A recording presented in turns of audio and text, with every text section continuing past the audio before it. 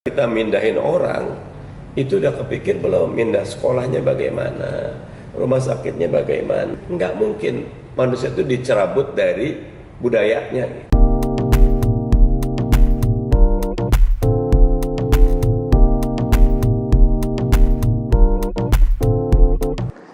Assalamualaikum warahmatullahi wabarakatuh. Salam. Akhir-akhir ini di negara kita sedang hangat dibicarakan tentang isu pemindahan ibu kota. Dan sekarang sudah masuk ke tahapan yang lebih serius. DPR rencana akan membawanya ke pansus, akan membentuk pansus khusus terkait dengan pemindahan ibu kota ini. Untuk itu kita ingin berdialog dengan Pak Mardhani Alisera. Bagaimana sebenarnya duduk masalah utama isu pemindahan ibu kota ini yang tiba-tiba saja muncul, yang bahkan sebelumnya ketika masa kampanye sedikit pun tidak pernah disinggung gitu. Nah, untuk itu untuk di awal ini Pak, kita ingin tahu dulu, dijelaskan duduk masalahnya sebenarnya apa dan bagaimana perkembangan terakhir di DPR. Ya, terima kasih Bang Aldi. Yang pertama, topiknya menarik ya. Dan menurut saya ini masuk topik strategis dan fundamental, karena itu sangat layak kalau masyarakat tahu ya. Dalam pandangan saya, isu pemindahan ibu kota ini domainnya bukan domain eksekutif saja. Dia harus melibatkan legislatif ya. Karena pemindahan ibu kota ini akan berdampak kepada banyak kehidupan masyarakat ya. Warga Jakarta, ASN-nya, sampai kepada environment-nya, belum lagi nanti beban ekonomi, ekologis, dan macam-macamnya. Karena itu, mengambil kasus ketika kita ingin memekarkan satu daerah, dia harus ada rancangan undang-undangnya, DOB namanya, Undang-Undang Daerah Otonomi Baru. Ya. Misal ada 5 yang mau dimekarkan, 5-5-nya itu ada rancangan undang-undangnya. Karena di rancangan undang-undang itu kita akan bahas naskah akademisnya. Kita akan bahas rancangan undang-undangnya. Kalau ini inisiatif dari pemerintah, kami di DPR akan buat daftar isian masalahnya, namanya DIM. Misal Banten pengen pecah jadi 2 provinsi. Kalau udah ada lampu hijau dari eksekutif, dia akan kirim RUU-nya inisiatif pemerintah. Kita akan bikin, tiap partai bikin daftar isian masalah.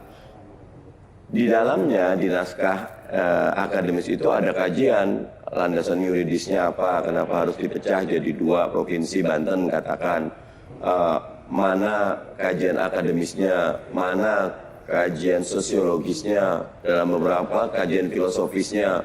Misal memang Banten ini awalnya memang punya 3 kerajaan, karena itu sangat layak misal, sehingga seluruhnya dikaji secara sempurna.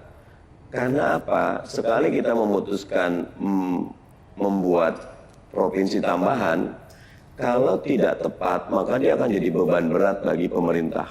Bukan cuma beban berat bagi pemerintah, masyarakat yang ada pun tidak mendapatkan pelayanan memadai. Itu baru kita pecah provinsi, yang secara umum ini lebih kecil. Dampaknya paling cuma di provinsi bersangkutan, provinsi induk atau provinsi baru. Kalau ini ibu kota negara, ya, minimal ada 6 undang-undang yang harus dibuat atau direvisi. Nah, karena itu contohnya Undang-Undang Nomor 29 tahun 2007 yang menetapkan DKI sebagai ibu kota negara Republik Indonesia itu harus direvisi. Ya. Nanti undang-undang pilkadanya juga, Undang-Undang Nomor 10 tahun 2016 harus direvisi. Kenapa undang-undang pilkada harus direvisi? Karena DKI dengan kekhasannya Jakarta tidak ada pemilihan bupati wali kotanya gitu. Nah nanti bentuknya apa nih? Ibu kota yang baru. Ibu kota yang baru bentuknya kota administratif katakan, atau dia provinsi baru, ataupun dia badan otorita. Nah itu harus ada dasar hukumnya, karena tidak bisa satu keputusan negara tidak memiliki dasar hukum. Karena itu saya menggarisbawahi bahwa ide pemindahan ibu kota itu bukan domain eksekutif saja, dia harus melibatkan legislatif, begitu.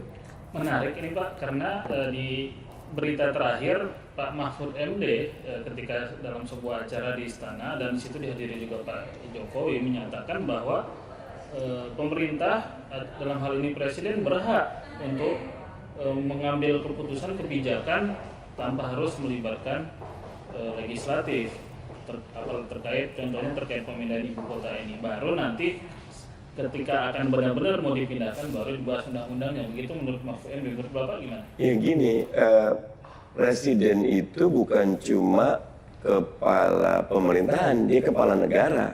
Kalau kepala negara dia punya otoritas menetapkan perang misal, itu tidak perlu karena itu kepala negara. Saya menganggap presiden ketika memindahkan ibu kota bukan kepala negara, tapi kepala pemerintahan. Ketika dia kepala pemerintahan, maka dia cabang eksekutif. Dia harus berkoordinasi dengan legislatif. Nah, pendapat Pak Mahfud MD monggo saja. Tetapi pendapat yang mengikat adalah apa yang tercantum dalam perundang-undangan. Kalau kita ini fatwa Mahkamah Agung atau misal keputusan Mahkamah Konstitusi, dia mengikat. Karena itu institusi yang memang kita hargai. Bagaimanapun saya menggarisbawahi bahwa betul negara kita sistemnya presidensial. Makanya dalam pandangan saya, kami di DPR tidak berhak menentukan pindahnya kemana, berapa anggarannya, kapan waktu pemindahan. Itu domainnya eksekutif. Tetapi bahwa mau pindah, ayo kita duduk bareng. Misal ketika duduk bareng boleh jadi ada tesa, antitesa, ketemu sintesa. Ternyata kita belum perlu pindah kok. Kita lebih baik revitalisasi, lebih baik uangnya digunakan untuk bantuin BPJS misal. Lebih baik uangnya digunakan buat melaksanakan MP3EI ya. Karena ada beda nih. Dulu zaman PSBY kita punya master plan pengembangan industri yang MP3EI. Itu ada 14 kalau nggak salah ada 14 dan semuanya terkoneksi, tapi ada industrinya. Kalau sekarang ini infrastruktur belum bangun industri. Lebih baik 466 triliun yang bisa di-create itu digunakan untuk menghidupkan industri kita yang sekarang kontribusinya ke PDB nggak lebih dari 19%. Padahal kalau kita mau jadi negara maju minimalnya 30%. Dan perkembangan terakhir kita mendapatkan info DPR juga sudah serius nih akan membentuk pansus di mana yang kita dapat kabar Pak Mardhani mungkin dengan Pak Al-Muzamil Yusuf sebagai utusan dari PKS untuk membahas ini, konteks ini. Nah ini gimana nanti kira-kira bergulirnya pansus ini dan tahapan-tahapan pembahasan yang akan dilakukan? Ya,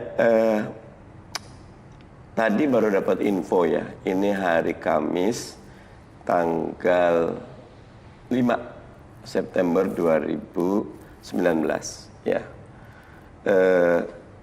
Per tadi dari sekretaris fraksi dapat info RUU-nya belum ada. Naskah akademisnya juga belum ada, tapi pansusnya diminta dibentuk. Menurut saya ini agak aneh. Biasanya kalau pansus itu dibentuk kalau pemerintah secara resmi mengirim surpres. Surpres itu namanya surat presiden. Surat presiden itu macam-macam ya. Kalau untuk undang-undang surpres yang berisi ajuan pemerintah untuk membahas rancangan undang-undang inisiatif pemerintah. Kalau dalam ini artinya nanti RUU pemindahan ibu kota dan turunannya. Ada beberapa katakan. Karena undang-undang kebencanaan di ibu kota juga berbeda standarnya dengan di tempat lain ya. Nah, kalau udah ada surpres baru biasanya akan rapat di pimpinan DPR akan rapat badan musyawarah, dari situ ditentukan ini bentuknya panja atau pansus. Kalau panja berarti satu komisi, kalau pansus lintas komisi. Ini katanya pansus. Kita di PKS sesuai kepatutan karena sudah ada perintah kita akan serahkan, tapi dapat infonya belum. Nah, karena itu monggo saja pemerintah segera kirim rancangan undang-undang yang mau dibuat inisiatif pemerintah. Kami akan siapkan prosesnya, walaupun biasanya rancangan undang-undang itu selesai dua masa sidang. Sekarang ini satu masa sidang pun tidak lengkap. Ini tanggal 5 September, tanggal 30 September itu sudah selesai periode sekarang. Nanti akan dilantik 1 Oktober periode baru. Nah, dalam pandangan saya kita tidak perlu terburu-buru. Monggo dikirim, kita akan bahas, tapi jangan dipaksa harus selesai sebelum 30 September. Karena boleh jadi ternyata ketika sudah dikaji, sebanyak pihak terlibat. Biasanya kalau pengkajian itu gini, kita akan melakukan konsultasi publik. Kita akan ketemu beberapa organisasi masyarakat yang ada kait, misal teman-teman yang bergerak di bidang planologi, itulah penting. Teman-teman arsitek penting. Kita bisa datangin beberapa kampus. Ayo, pendapat mereka apa? Kita udah kirim dulu naskah akademiknya ke mereka. Jadi ketika kita datang, mereka akan punya tesan, sintesa. Enggak boleh, enggak perlu. Tempatnya bukan di sini. Boleh aja bebas. Nah, dari situ nanti kita buat rapat pansus. Ini ada temuan, katakan di provinsi A seperti ini, provinsi B ini, kampus A, kampus B, kampus C, semuanya dibahas. Nggak mudah bikin undang-undang itu, karena sekali undang-undang itu udah diketok, dia bersifat mengikat. Biasanya juga ada sanksi pidana. Kalau di sini pasti ada ikatan dikaitkan dengan anggaran. Nah, karena itu berhati-hati jauh lebih baik ketimbang bertindak gerasa gerusu dan ceroboh. Tapi dari berita yang kita dapat, Pak Jokowi sudah mengirimkan surat secara resmi ke pimpinan. Saya dapat info surat sudah ada, tapi waktu dulu kira-kira minggu yang lalu suratnya dalam bentuk lampirannya itu 156 halaman tapi PowerPoint. Kalau rancangan undang-undang nggak boleh PowerPoint, dia harus ada naskah akademisnya, sudah ada bab dan pasalnya, sudah ada sistematikanya, sudah ada latar belakang tadi, landasan yuridisnya, filosofisnya, nanti mungkin ekonomisnya, ekologisnya, dan semuanya gitu. Kemudian terkait dengan materi kultif Bapak nih, kita bicara substansi nih. Di kultifnya Pak Mardhani itu ada menjelaskan terkait dengan ancaman kedaulatan. Di mana menurut perpres yang ditandatangani oleh Pak Jokowi sendiri terkait dengan kerjasama pemerintah dengan badan usaha, itu yang boleh dikerjasamakan membangun infrastruktur hanya infrastruktur sosial dan ekonomi saja, bukan infrastruktur politik. Sementara di kajian Bappenas terakhir yang beredar di publik bahwa gedung-gedung eksekutif, legislatif, dan yudikatif nantinya itu akan menggunakan skema KPBU, yang berarti bekerja sama swasta menggunakan dana swasta. Nah, ini dalam sudut pandang ini bagaimana Pak? Soalnya ini ibu kota negara gitu. Itulah kenapa kita perlu berhati-hati. Ada kaidah there is no free lunch, ya. Nggak ada makan siang gratis, ya. Jadi dari 466 triliun yang dianggarkan untuk ibu kota baru, itu 19% lebihnya itu sekitar 88 triliun menggunakan APBN, ya. Hampir 300 triliun lebih menggunakan KPBU, kerjasama pemerintah dengan badan usaha. Nanti ada juga yang BUMN, ya. Yang KPBU ini paling dominan. Katanya dana ini sebagian besar didapat dari Ruslak, tukar guling. Aset-aset gedung DPR di sini. Kalau istana katanya enggak, lain-lain mau di Lego, duitnya buat ini. Ada banyak kelemahan, buat saya kelemahan fundamental dari cara berpikir gini. Yang pertama, kita tentu tidak bisa, misal kita menyerahkan pembangunan istana negara kepada pihak swasta dengan dana swasta gitu. Padahal disitulah seluruh kebijakan politik akan diambil. Apa yang terjadi kalau ternyata banyak ditanamkan alat penyadap misal atau bagaimana kalau terjadi sudah disiapkan perangkap-perangkap, kalau perlu katakan bom yang ditanam misal. Kita tidak bisa paranoid sekali Pak Mardhani, tidak begitu, ya. Saya lihat film menarik di Designated Survivors di Amerika itu pada satu malam di State Union, anggota DPR, anggota DPD, presiden, wakil presiden, dan anggota kabinet semuanya kecuali satu menteri yang memang ditaruh karena nggak boleh ada semua bersamaan, ambruk gedungnya, meninggal semua gitu. Tinggal satu sisanya itu. Itu yang sudah sangat canggih, ya. Sekarang ini dengan non-state actors bisa jadi gitu loh. Kayak menguasai negara gampang saja. Lagi nanti markas besar komando TNI dibangun pakai dana swasta. saya menilai ini yang saya anggap membahayakan kedaulatan negara. Ya, jadi infrastruktur politik beda dengan infrastruktur bisnis. Itulah yang bisnis mungkin dampaknya cuma dampak kerugian ekonomi, tapi kalau infrastruktur politik ini ada kaitan dengan geopolitik, ada kaitan dengan kedaulatan negara, simbol itu. Nah, belum lagi Bang Hardi dan teman-teman yang mendengar, bikin Monas itu contohnya itu enggak sederhana dan enggak cepat. Itu ada lombanya, gitu, ada sayembaranya, ada desainnya, gitu loh. Kayak Pak Pantur Silaban menang, bukan orang Islam Pak Pantur Silaban, tapi memang visinya Masjid Istiqlal itu bagus sekali, gitu loh. Dipakai. Coba kalau nggak ada kontestasi, gitu, nggak ada merit system, nanti ngasal bangun. Saya ngelihat marketnya itu tidak menarik, walaupun mungkin belum jadi. Akan sangat baik. Ayo, generasi milenial mana pandangan generasi milenial? Emak-emak pandangannya apa? Budayawan pandangannya apa? Teman-teman UI, ITB, UGM, UNAIR, Udayana, Papua, Cendrawasih, mungkin Mula Warman, mungkin Hasanuddin, mungkin Universitas Andalas, USU, mungkin teman-teman di Aceh, mana desainnya? Kalau perlu, dalam pandangan saya, buka juga peluang sayembara internasional sehingga betul-betul nanti ketemu. Inilah saya sudah ngutip ya, pembangunan Sydney Opera House aja 15 tahun lebih, gitu loh. Tapi sesudah dibangun dia jadi orang ingat Sydney itu ya ingat Opera House. Orang ingat Jakarta tuh ingat Monas. Nanti jangan sampai nggak ada yang diingat apapun, gitu. Karena buat saya bukan bangunannya, tapi cerita di balik bangunan. Itu bukan aksinya, tapi narasinya. Itu kekuatan ceritanya, gitu. Dan yang terakhir, Pak, aspek sosiologis ini. Beberapa informasi yang kita dapat ini akan sangat memberatkan para rekan-rekan ASN kita yang di kementerian dan lembaga pusat untuk pindah ke sana. Karena bukan hanya bercerita mengenai diri mereka, ada keluarganya atau istrinya, gitu ya.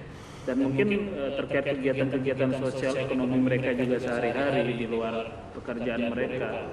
Ini pasti akan sangat tidak mudah karena menjalankan ibu kota itu bukan hanya soal infrastruktur, tapi orang-orangnya juga. Bagaimana ya? Nah, itulah, kota itu bukan terdiri dari bangunan. Yang lebih intinya ada ruhnya, ada soulnya, gitu. Kenapa Jakarta ini dipilih? Saya menilainya Jakarta ini, misal kebetulan saya Betawi. Orang Betawi itu orang yang sangat egaliter, gitu, dan open mind, gitu. Dan Betawi ini letaknya di pesisir. Orang pesisir itu relatif lebih heterogen, gitu. Ketika kita memindahkan satu rencana besar, jadi nggak nyambung antara wadah sama isinya tuh, nanti akan berantakan. Kalau buat saya, kaji dulu secara sosiologis. Apalagi misal teman-teman ASN, ketika kita mindahin orang, itu udah kepikir belum mindah sekolahnya bagaimana, rumah sakitnya bagaimana, kalau perlu misal pasarnya bagaimana, kalau perlu misal tamannya bagaimana, kalau ada juga nanti turunannya mana tempat-tempat kalau dia kangen pusat kulinernya mana, bagaimana. Kan nggak mungkin manusia itu dicerabut dari budayanya, gitu. Apalagi misal yang pindah cuma kepala keluarganya, akhirnya masyarakat keluarganya tetap tinggal di tempat. Nah, pesawat sekarang dengan pesawat yang sangat mahal, gitu. Kemarin saya baru dari Kalimantan Timur naik ekonomi 3,5 juta bolak-balik, gitu loh. Itu naik batik sama Garuda. Kalau ambil yang lain katakan mungkin bisa 3 juta gitu bolak-balik. Kalau sebulan sekali duitnya udah habis 3 juta. Belum lagi di sini ada 2 dapur bahasanya. Di sini harus nyewa juga. Kalau ini gratis juga tetap aja. Listrik harus bayar, air harus bayar, nanti macam-macam. Di sini juga. Belum lagi jarak yang jauh bagaimana orang tua terhadap pertumbuhan anaknya. Makanya tidak heran ada satu survei banyak yang mau resign. Kalau buat saya jangan ya. Belum lagi kemarin ketemu teman-teman di sektor properti, harga properti di Jakarta sudah turun karena dianggap tidak prospektif. Kan kasihan bisnismen yang lagi bekerja cuma dengan berita yang belum terverifikasi, dampaknya sudah sangat besar. Karena buat saya jadi pemimpin memang harus bijak, nggak bisa gerasa gerusuk. Terima kasih Pak Mardhani. Kita tunggu nih perkembangan pembahasan dari DPR. Mudah-mudahan bisa mewakili suara rakyat. Amin. Yang juga sudah banyak sekali memberikan pandangan komentar di media sosial dan di media-media lainnya. Demikian rekan-rekan sahabat, nantikan dialog dan diskusi ringan dengan Pak Mardhani Alisera untuk topik-topik berikutnya. Assalamualaikum warahmatullahi wabarakatuh. Assalamualaikum warahmatullahi wabarakatuh.